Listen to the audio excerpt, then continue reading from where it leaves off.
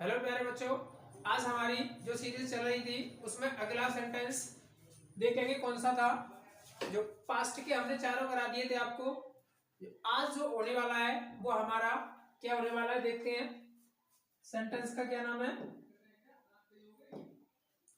Present indefinite tense. क्या नाम है? Present indefinite tense. स्पेलिंग देखेंगे पहले इसकी।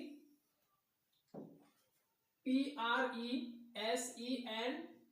क्या लिखा है? ये प्रेजेंट लिखा है। उसके बाद में क्या लिखा है? Indefinite INDEFINITE। तो ये हो जाएगा तुम्हारा इंडेफिनिट टेंस की है TENSE। अब इसको हिंदी में क्या बोलते हैं हम? वर्तमान अनिश्चित काल। क्या बोलेंगे? वर्तमान अनिश्चित काल। चलिए आगे देखते हैं इसकी डेफिनेशन। क्या देखेंगे? डेफिनेशन। इसकी पहले स्पेलिंग देखते हैं। DEFINITION। क्या लिखा है? DEFINITION। इसे क्या पढ़ेंगे हम? डेफिनेशन से हिंदी में क्या बोलते हैं? परिभाषा। अब देखते हैं इसकी परिभाषा क्या होती है। जिन हिंदी वाक्यों के अंत में ता है, ती है, ते हैं, ताहू, ते हो आदि शब्द आते हैं, ये क्या कहलाते हैं? तुम्हारे प्रेजेंट इंडेफिनिट टेंस कहलाते हैं। क्या कहलाते हैं? Present indefinite tense. आगे देखेंगे। आगे इस सेंटेंस को हम बोलेंगे अफर्मेटिव सेंटेंस। क्या बोलेंगे? Affirmative sentence. अफर्मेटिव की स्पेलिंग देखेंगे। AFFIRMATIVE से पढ़ेंगे हम अफर्मेटिव। सेंटेंस की होती है SENTENCE। इसको हम हिंदी में बोलते हैं सकारात्मक वाक्य, या इसे बोल सकते हैं हम साधारण वाक्य। क्या बोल सकते हैं? साधारण वाक्य। ऐसे आगे देखेंगे इसका क्या लिखा है। ये फॉर्मूला। क्या देखेंगे? फॉर्मूला क्या होता है ये देखते हैं। सबसे पहले हमें क्या लगाना होता है? सब्जेक्ट लगाना होता है। सब्जेक्ट के बाद में क्या लगाएंगे हम? वर्ब। वर्ब की बेस फॉर्म लगाएंगे। क्या लगाएंगे? बेस फॉर्म, यानी फर्स्ट फॉर्म होती है वो लगाएंगे। उसके बाद में क्या लगाएंगे हम? उस वर्ब में या तो एस लगाएंगे या ES लगाएंगे। उसके बाद में क्या लगाएंगे हम? ऑब्जेक्ट लगाएंगे। लेकिन कंडीशन यहाँ आती है कि एस हमें कब लगानी है, ES कब लगानी है, ये भी देख ले रूल।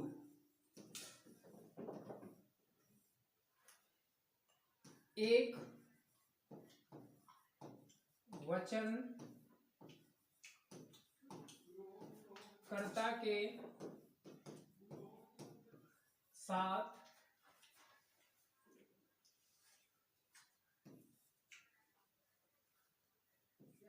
वर्ब की फर्स्ट फॉर्म में एस या ES लगाते हैं तथा बहुवचन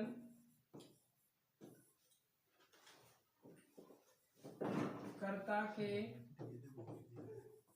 साथ वर्ब की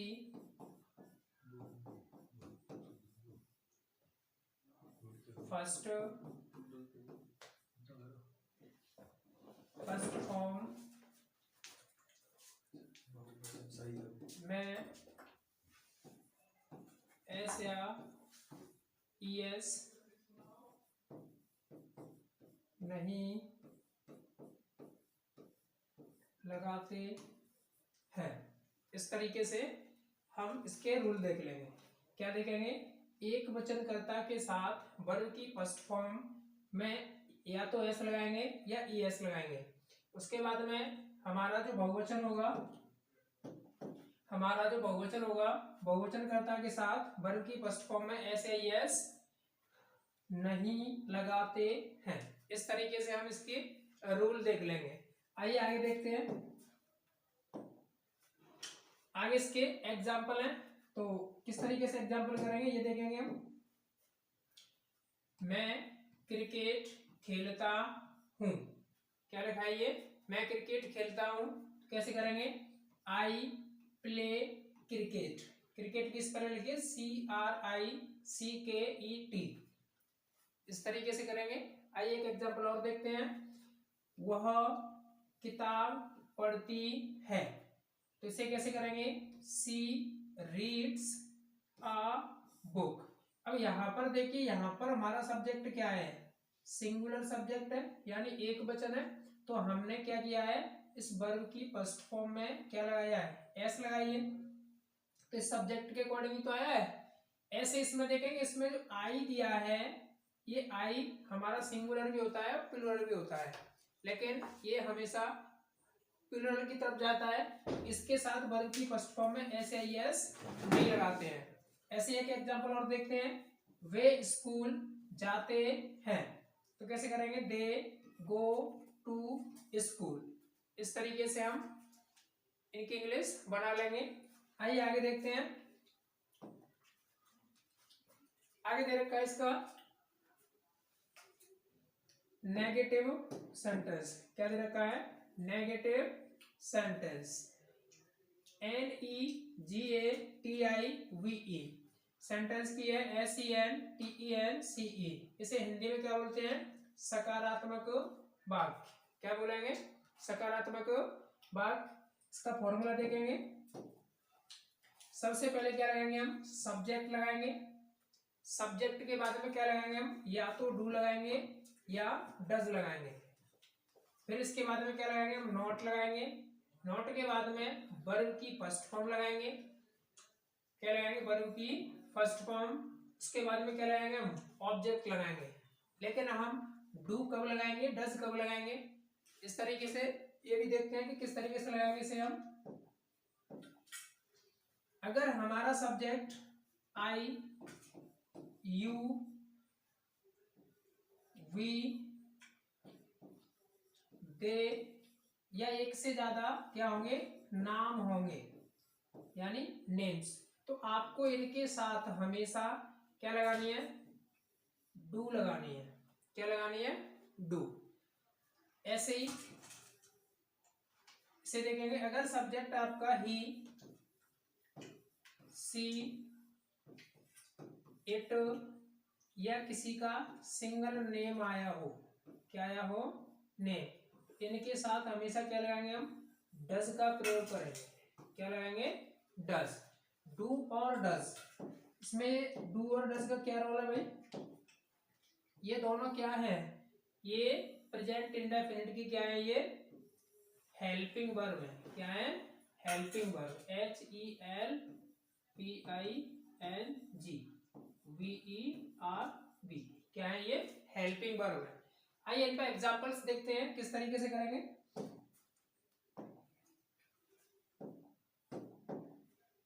इसका नेगेटिव सेंटेंस का एग्जांपल देखेंगे। तो नेगेटिव सेंटेंस को क्या बोलते हैं हम? नकारात्मक वाक्य बोलते हैं। क्या बोलते हैं? नकारात्मक वाक्य। इसके एग्जांपल है, मैं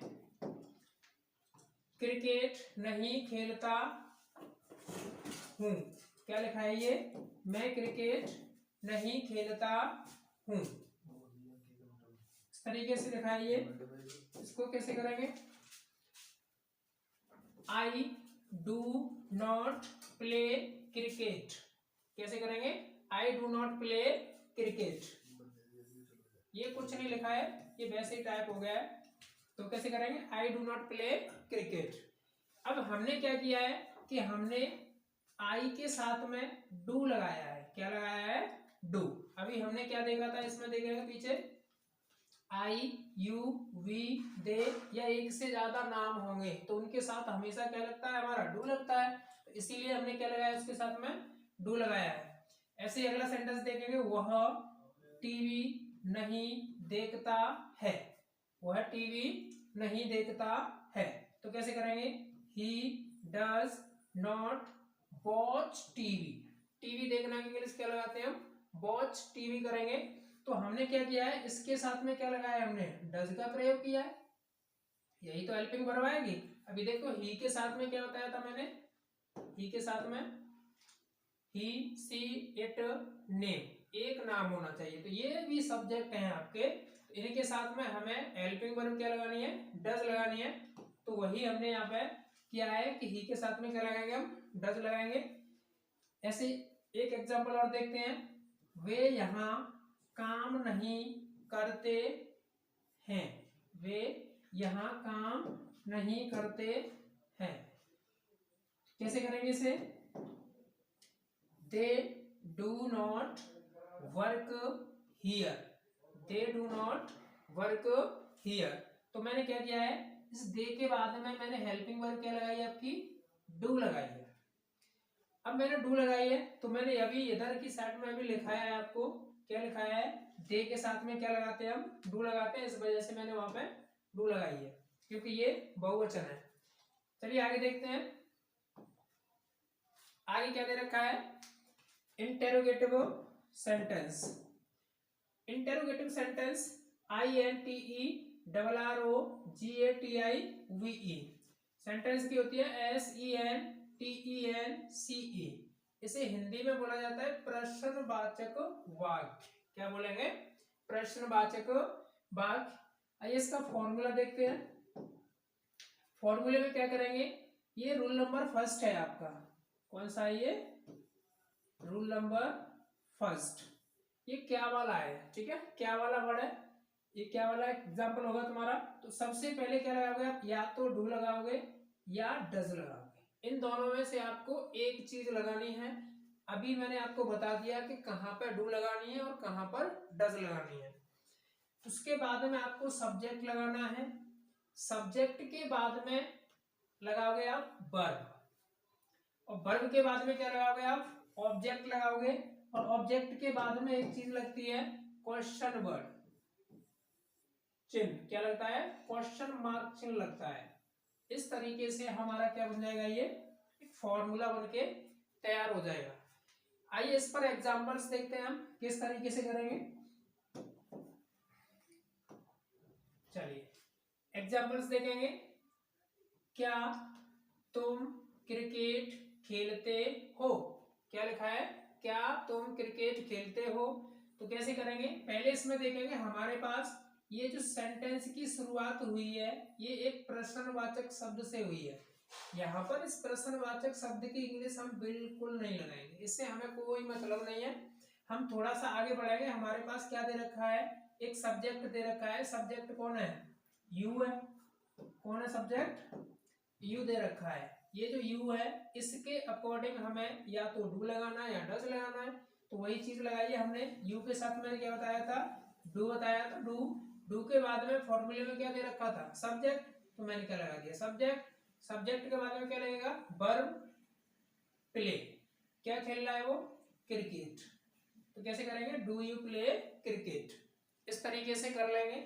ऐसे ही एक एग्जांपल और देखते हैं, क्या वह किताब पढ़ती है, तो कैसे करेंगे, does she read a book, क्या वह किताब पढ़ती है, does she read a book, इस तरीके से करेंगे। एक एग्जांपल और देखते हैं, क्या वे स्कूल जाते हैं, क्या वे स्कूल जाते हैं, तो कैसे करेंगे इसे, इसका हमें कोई मतलब नहीं है इससे, इसकी इंग्लिश बिल्कुल भी नहीं लगाएंगे। तो दे के साथ में क्या लगाएंगे हम, do they go to school, कैसे करेंगे, do they go to school, इस तरीके से हम इंटेरोगेटिव कर लेंगे। अब इसका हम इंटेरोगेटिव नेगेटिव देखते हैं किस तरीके से बनाएंगे, क्या करेंगे, इंटेरोगेटिव नेगेटिव, INTERROGATIVE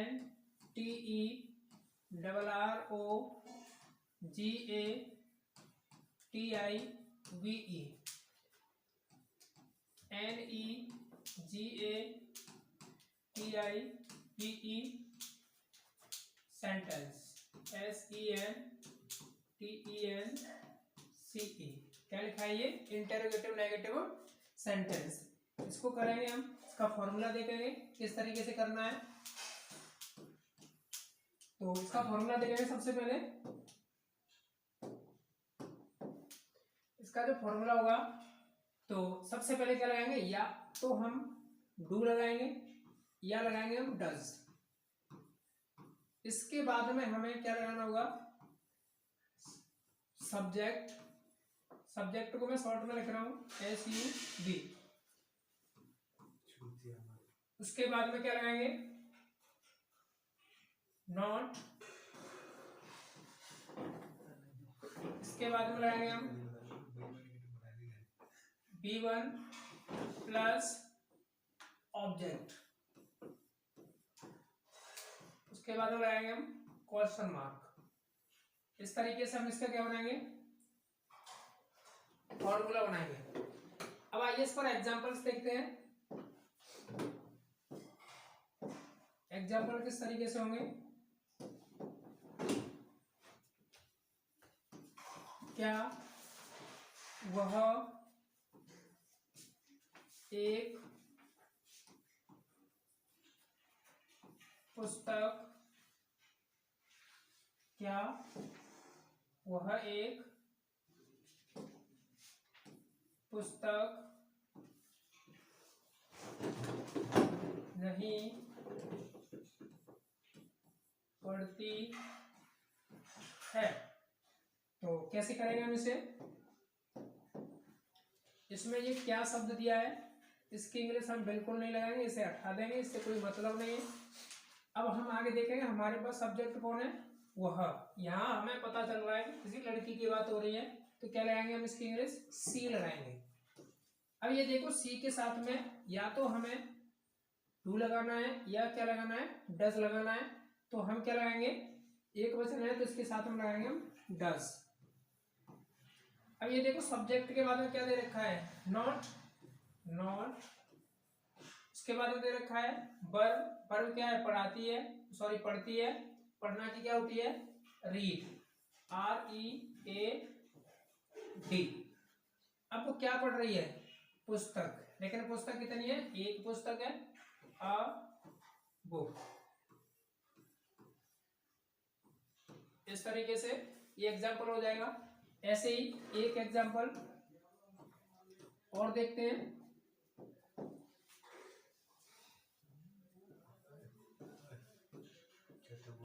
क्या वे खाना नहीं खाते हैं, क्या वे खाना नहीं खाते हैं।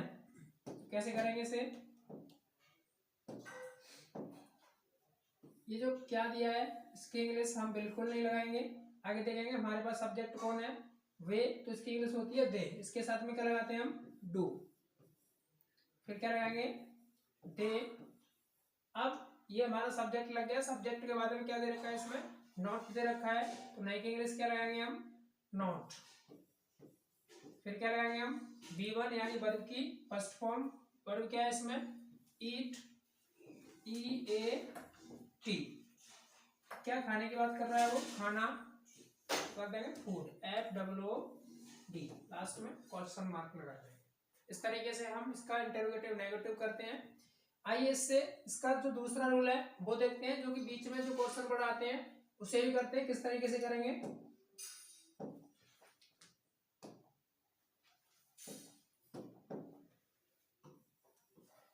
Rule number 2। देखो, रूल नंबर 2 करेंगे तो इसमें क्या होगा, इसमें आपका जो क्वेश्चन वर्ड है वो बाकी के बीच में दिए जाएंगे। जब वो बीच में दिए जाएंगे तो उनकी इंग्लिश आपको सबसे पहले लगानी है, बस इतना सा काम करना है। आइए इसका जो फॉर्मूला है वो फॉर्मूला देखते हैं। सबसे पहले आप लगाएंगे QW। QW का मतलब क्या होता है, क्वेश्चन वर्ड है यानी प्रश्नवाचक शब्द। जो भी प्रश्नवाचक शब्द होगा उसे पहले लगाएंगे। उसके बाद में सब्जेक्ट के अकॉर्डिंग हम लगाएंगे या तो डू या डज। इन दोनों में से कोई एक चीज लगाएंगे, उसके बाद में हम क्या लगाएंगे, सब्जेक्ट, सब्जेक्ट के बाद में V1 और उसके बाद में क्या लगाएंगे हम ऑब्जेक्ट, ऑब्जेक्ट के तुरंत बाद में क्या लगाएंगे क्वेश्चन मार्क। इस तरीके से हम इसका फॉर्मूला बना लेंगे। अब देखेंगे इसको एग्जांपल्स।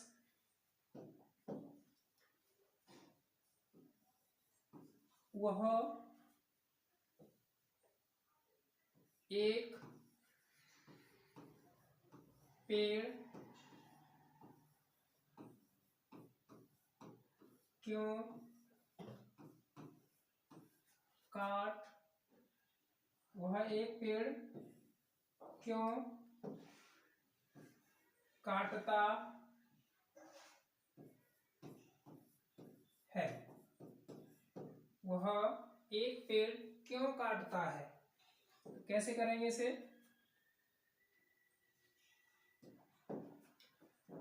तो इसमें क्वेश्चन वर्ड देखेंगे, क्वेश्चन मार्क कौन है ये, यही तो हमारा प्रश्नवाचक शब्द है। तो इसकी इंग्लिश क्या होती है वाई, WHY। इसके बाद में या तो हम क्या लगाएंगे डू लगाएंगे या डज लगाएंगे।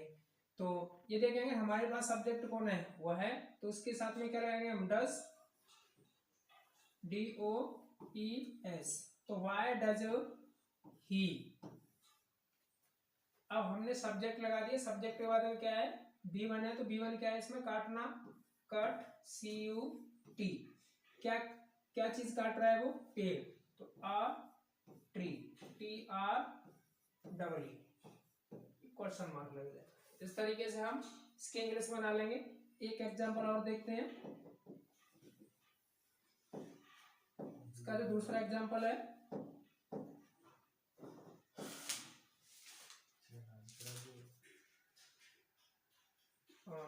इसका दूसरा एग्जांपल लिखेंगे, वे खाना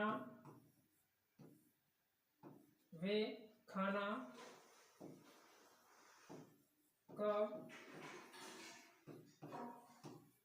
खाते हैं। क्या लिखा है ये, वे खाना कब खाते हैं। तो कैसे करेंगे आइए देखते हैं। इसमें एक प्रश्नवाचक शब्द दिया है कब, इसकी इंग्लिश क्या होती है when, WHEN। क्या होती है इसकी इंग्लिश when होती है। इसके बाद में क्या लगाएंगे हम, या तो डू लगाएंगे या डज लगाएंगे, लेकिन हमारे पास सब्जेक्ट कौन है दे है, तो दे के अकॉर्डिंग क्या आ जाएगा यहाँ पे डू। उसके बाद में क्या लगा देंगे हम सब्जेक्ट। अब सब्जेक्ट के तुरंत बाद में क्या लगानी होगी हमें B1 लगानी होगी। B1 क्या है इसमें खाते हैं, तो खाने की क्या होती है ईट, EAT। वो क्या चीज खाने की बात कर रहा है खाना, तो खाने की क्या होती है फूड, FOOD। इस तरीके से हम कर लेंगे। तो ये हमारा पूरा